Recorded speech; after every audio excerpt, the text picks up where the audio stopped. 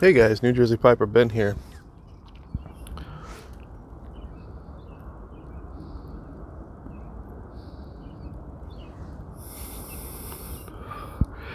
So I got some Mississippi River in my Rossi Note 114. It's a nice looking pipe. That's some nice grain for a Rossi. I really dig those Antico, that Antico line they came out with recently too, which is part of my 100 sub GAW.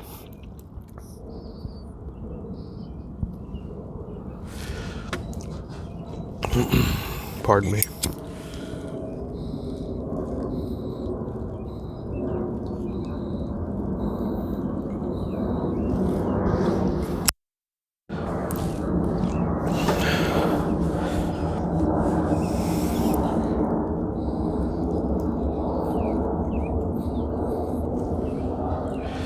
Been having to fight this a little bit to keep it lit. I probably should have let it dry for about another half an hour.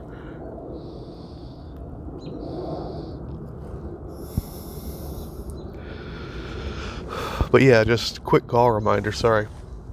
The response has been fantastic. I've had quite a few VRs. I think I have 40 something, close to 50 entries. And, again, people that did the VR got 3 entries. So that's included in that. But if you do a VR, please post a link to your video in the comments of the of my GAW video so that I definitely know you did that, just to, make sure that I see it and account for it.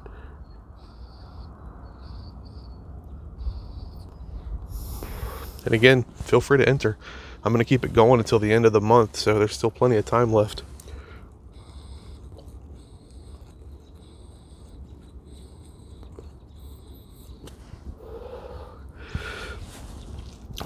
I really wasn't planning on doing like a traditional first impression. I already tinned up or jarred up the tin I got. I tinned up the jar.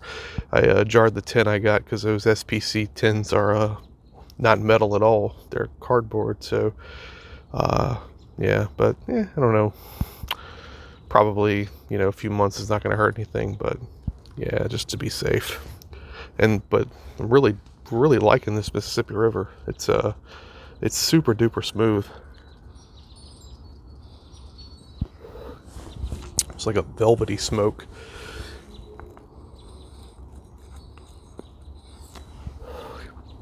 And it looks like the components are pretty much similar to plum pudding, but just no Cavendish. Or like plum pudding's got everything. Mississippi River is like Virginia Oriental, a lot of Kia Perique with no Cavendish. But I'm still getting that nice tangy sweet tongue note that I got from the plum pudding that I love so much. So if I had to let this dry out a little bit longer, I'm really like, wow, this might be actually rivaling plum pudding from a flavor profile at least.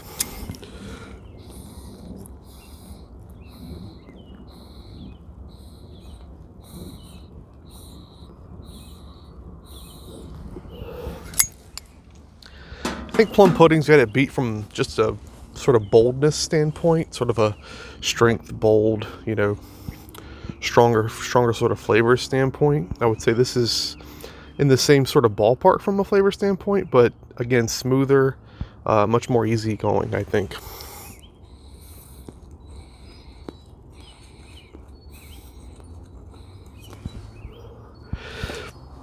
Yeah, definitely looking forward to trying some more of this soon. Yes, I just want to do a quick GAW reminder. Mississippi River is really good. I'm really glad I bought it. What else? I'm not gonna talk about coronavirus. I know nobody wants to hear about that shit anymore. It is what it is. We're all getting through it. I'll just say this: don't be stupid and have empathy for the rest of humanity. Those two things basically is my best advice. I'm not going to tell you how to live your life. I'm not going to tell you what to buy, what not to buy. you know, whether or not it's a hoax. It's not. Whether or not it was manufactured by the Chinese government, it wasn't. Um, yeah. Just Bill and Ted, be excellent to one another. Done. Go do it.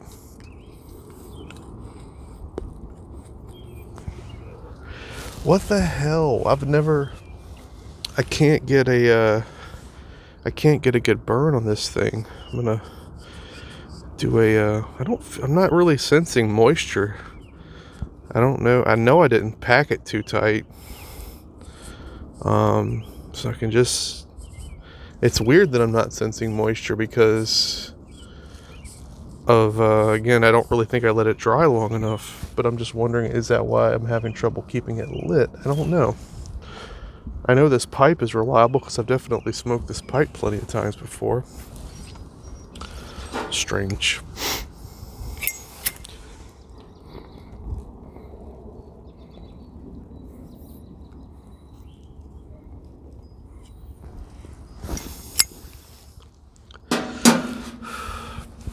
But I tell you, when I get good draws through, this stuff tastes amazing.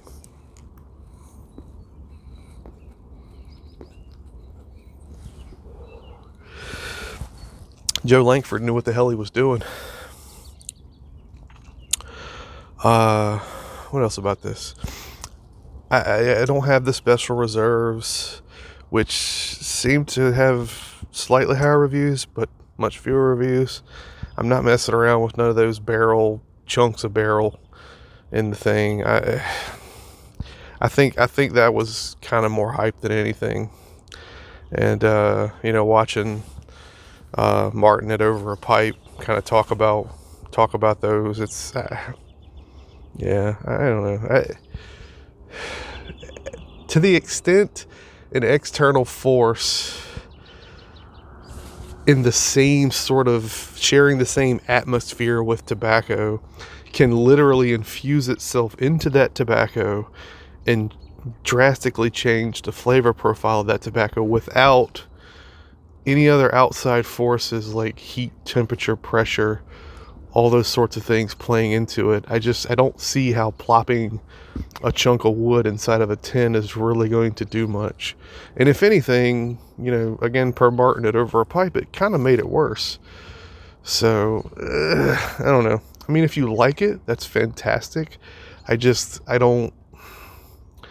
not ready to buy into the physics of that just yet, unless somebody actually explains it to me. Like, hey, they mashed the burnt end of that stave up against that tobacco, all around that tobacco, and just they did a thing with it. I don't think that's what happened.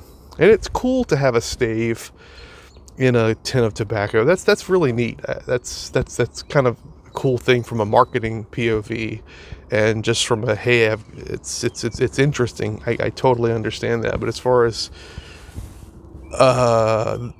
how the tobacco benefits from that, yeah, I don't think there's a lot of science going on there.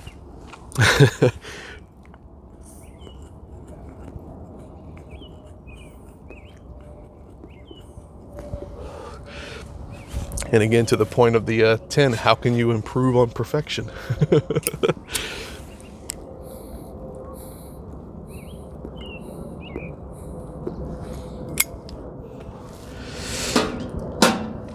Oh, man.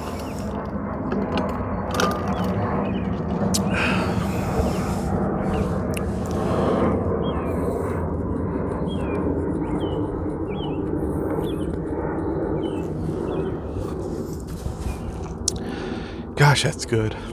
That's good. Yeah. The jar note had kind of a hint of wine going on in there, but not in a bad way. Not like Visions of Celephus or whatever that stuff was that everybody hated because it just was overbearing with the grape. But man, this stuff is that, and again, in that dark fruit, plummy, figgy,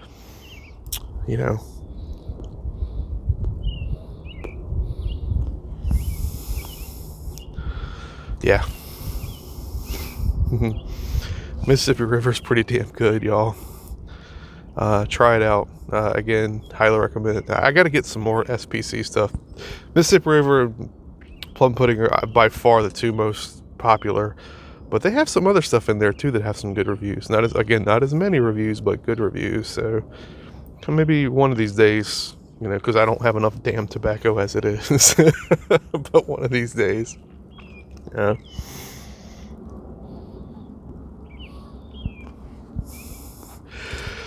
All right, y'all. Get through the week. Be excellent to one another. And we'll talk to y'all later.